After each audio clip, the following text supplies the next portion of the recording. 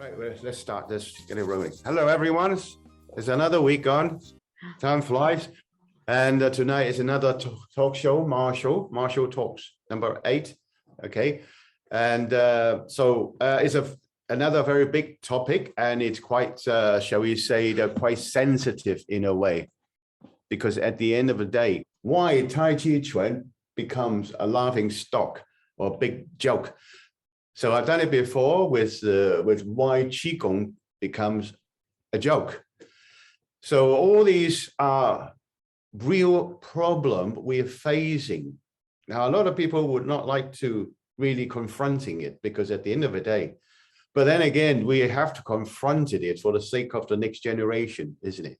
Because at the, when you actually look at the YouTube now, because technology is advancing and the world is getting smaller and smaller and smaller, and we can see a lot of other things, with all various different angles. And if you just log on YouTube, and it is, as a Chinese martial artist, I feel so sad and so angry. And when you see some master making a joke out of all of us, right? Making the Chinese martial art, dragging through all the muds. So I'm very, very angry about it, to be honest. But a lot of the time that, a lot of people, they're angry, but they don't want to come out, to obviously confronting them. But like I said, no, I'm not a master, right? I haven't been teaching for almost 20 years now. I shut down my school. So I went back to study medicine. Okay. Yeah. Starting university. So, but on the other hand, I'm still practicing myself. I'm still trying to help the next generations. Okay. Yeah. But it is annoying. You can see some of these, now I can say it because I'm a Chinese. I'm a Chinese through and through. Okay. Yeah. So some of our countrymen, they're really, really, honestly, they make themselves look like a big fool, and then they make us look like a big fool. And they gradually bring down the entire Chinese martial arts because they end up with broken jaws, swelling nose, and on the floor, and completely a joke. So I thought, well, maybe I'm out of it now. Of course, I'm, so maybe I can just even talk about it. So I'm not a master. I'm a research fellow. Okay. Now we found something. We got a problem. So that's why I'm sharing my research to you. Okay. Yeah. But because I have got some experience on the martial art field, so I can share from you as a martial teacher and a martial fighter as well, from my point of view. Okay. Yeah. So like I said, hopefully we can find out what's gone wrong. Now we have to change. We have to learn. Things have gone, from bad to worse. So when are we going to change? That's why the study of changes come in. Okay, so that's why it's very important. Okay, now can we have the picture now? So we started now. Okay, yeah, can look at it. Okay, yeah, good. Now I'm going to go right through with the picture first, and then I'll go into details. Okay, so quickly just talk about showing some pictures as, to obviously as a direction of our discussions. Okay, all right, now, so this is what happened is the, again, is the yin and yang principle, right? It's the Tai Chi. Because why? Because we must understand first what is Tai Chi culture. Okay. Okay. Well, what is Tai Chi culture? Okay. So that's why I have to talk into it, because you're talking about TaiJiQuan. So Tai Chi is a culture. Quan, right? Obviously is martial. So if we don't understand that the Tai Chi, the culture, the theory, everything, about it. Okay. Yeah. Then how are we going to address the principle and all the theory? Okay, so that's the first thing that people got it wrong is you know the name Tai Chi, but do you know anything about Wu Ji? What about the entire of this, the 3 laws, right? Going back to 3 laws, pre-heaven, 6 direction, also known as 5 essences, the mid, right? The middle heavens, yin and yang, you know, the yin yang formation. So therefore, when you're going to be soft and when you're going to be hard, the movement wise, when you're going to slow movement and when it's the fast movement, when he's going to use the external force and when you're going to use internal burst of energy. And the energy is still muscular, not all this TaiJi and this completely another topic, okay? Completely misinterpreted. So, and then you have the post-heaven, yin and yang, the study of changes. When we're going to start changing. So for example, you know, that, you know, these attacker coming in with hard, and then you have to go around soft against hard. So when you say soft against hard, they completely misinterpret it because people just flop it around like that. It's not going to happen in real situation, isn't it? So also you have to understand when is it, you know, to change it. Martial arts, shall we say martial arts and a martial artist, they are different from martial fighter. So get that right. So there's another big problem, right? People don't understand that. Okay, yeah. So this is the training stages. This part two, I'm going to talk about training stages. So, and then the third, the pair training. Okay, so from single person training to, and then these are all parts. I bring out the question that, you know, actually cause, right, TaiJiQuan to be misinterpreted. Okay, so maybe we can look at it, right, and then we might improve it ourselves. Because if we got problem inside China, God help you guys outside China. True. So that's why there are things have to be improved. Now, nothing wrong with any style. Like I said, all styles are good, right? It's the person that involved in the style. Because at the end of the day, we Chinese martial arts have a written story, you know, written all the things about 18 weapons. Then you talk about 3,000 years ago, right? 4,000 years ago, right? 4,000 years ago, we have all this really long, shall we say, records of, you know, warriors. And because martial art come from, you know, warrior stage, isn't it? Yeah. So every country has it, of course. Every country, like the Roman soldiers, they're very good warrior. Like the Greeks, right? Yeah, the Turks, or even like the Zulu. Okay, so of course every country would have their means of martial arts. But like I said, I don't know the culture. I can only share with you from the Chinese side. Okay, yeah, and our Chinese side have this kind of knowledge, experience, turn into very particular into external and also internal. So there's another problem that people don't understand what you mean by external and how you're going to do internal. So we have a lot of these problems, and that's why also a problem of pair training. In a minute, I was saying about pushing hands. So the pushing hand, you know, even the word push is wrong because push you're using brutal force, but Tai Chi, right? TaiJi the Wu Ji, and it's supposed to be flick it around. So they are powerful, you know, obviously external training, but the female and the small frame male, they don't have that kind of bulk. Okay, so how can you push? So even that, the word push, I have a lot of problem, a lot of misinterpretation. So you see people, you know, in the YouTube, and people just like they don't even do wrestling. The wrestlers do much better techniques than those guys. So isn't it a joke? Okay.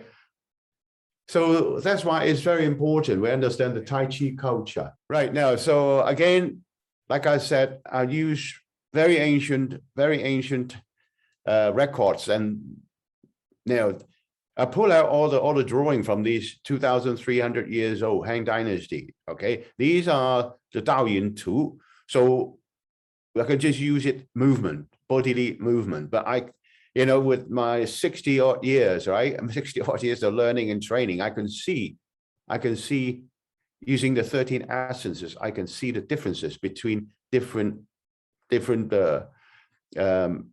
we say, drawings, different figures. Okay, yeah, because there are, if you know enough, you can see that there are techniques involved. Right? Even Gong. So we talk about the Gong, the internal, the TaiJi Gong.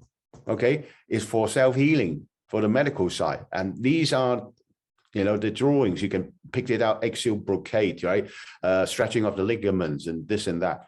And also on the TaiJiQuan, you can also pick it up from this drawing. And I didn't make it up. It's 2,300 years ago, drawing. And then the written record, right? The list of immortals, but you know, it was already recording 4,000 years ago. Xing Qi Su and Dao Yin Su already a very fashionable knowledge. So 8 research, we try to use as early first-hand information as possible. Okay. Okay. So next, internal training from the TaiJiQuan point of view, the 8 essences of the 13 essences. Do these people know about it? So if you don't even know about it, how are you going to practice it? True? Yeah. So we're going to go into a bit later. So we go just going through another. Okay. Yeah. Here. Now, just roughly, obviously, people would say that who are you?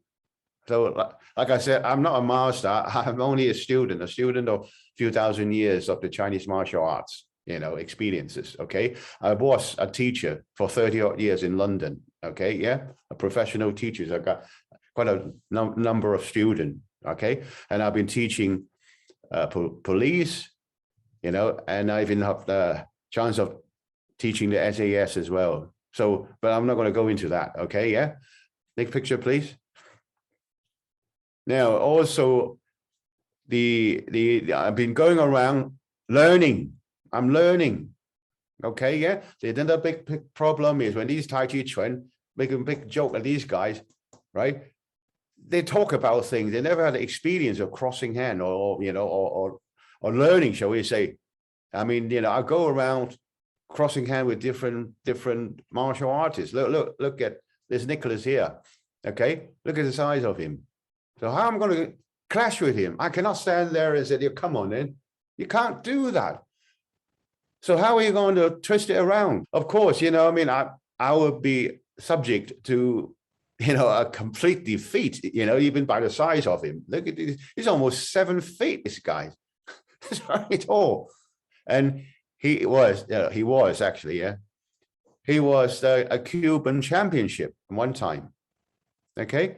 So I have to learn. So I have to learn how I'm going to deal with these, you know, because he's complete out-muscle me. Everything is superior than me. So just like a man, if I'm as a male and I picked on, you know, a weak person, small frame male and a female.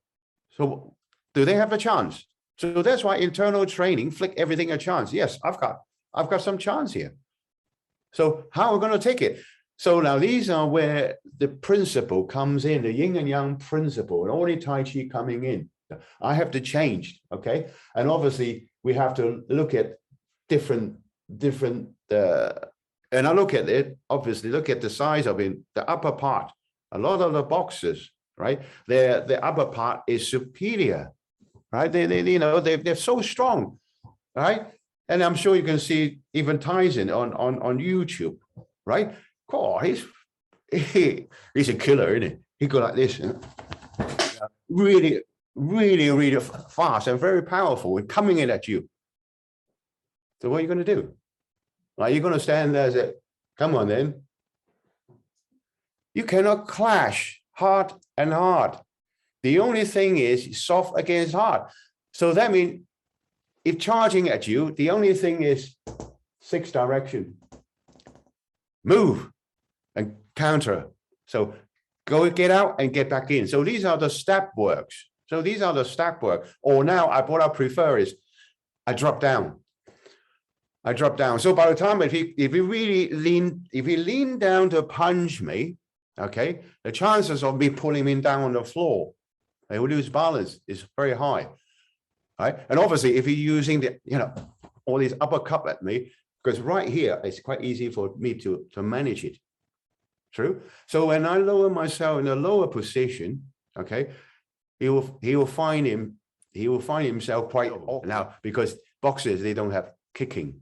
Even you're kicking, I'm prepared for you. Okay. So what I'll do is, because I can't, it's no point for me standing up because he completely smashed me up on the top part. Long hand, big muscle. So obviously I twist it around. I hit it where it hurts him. True. So what happened? right? Either I can go for his groin, right? Or I will just hit him like this on the kneecap, Okay, yeah. So would it be better that if I really hurt him, hit him in the kneecap, okay, on the side of the kneecap, the inside, of course, yeah. I probably, shall we say, immobilize him. So it's difficult for him to move. So that might give me a chance, or to run away, shall we say, So, I'm not going to go in there and keep continuing it, because it's not, that's real life. If I have a chance to do it, I get my chance to self-defense. I get out after I've done my, I immobilize him. Well, I'm not going to go in there and what's like in a film, isn't it? People watch too many blinking kung fu films. So this is how you offer, the defender a chance, soft against hard, because I'm not going to clash hard against hard. I'm going to take him out, right, where the soft spot is. All right, next picture, please. Now, these are my students, my cohorts, and been with me for 40 odd years, still training with me. And these are Chinatown. 1 year or every year, we go out for demonstrations and the line dance and things like that. And I emphasize a lot on free sparring, because at the end of the day, this is the problem with a lot of the TaiJiQuan is they don't do free spar. You just talk about it. The pair training is very important, but pair training, like pushing hand, right, is important. But again, got it all wrong in pushing hand these days. So these are the problem I try to raise good questions. So hopefully, we can all try to get back into a curriculum, so train up good, because obviously, like I said, the TaiJiQuan has some problem. So we try to fix the problem. Next picture, please.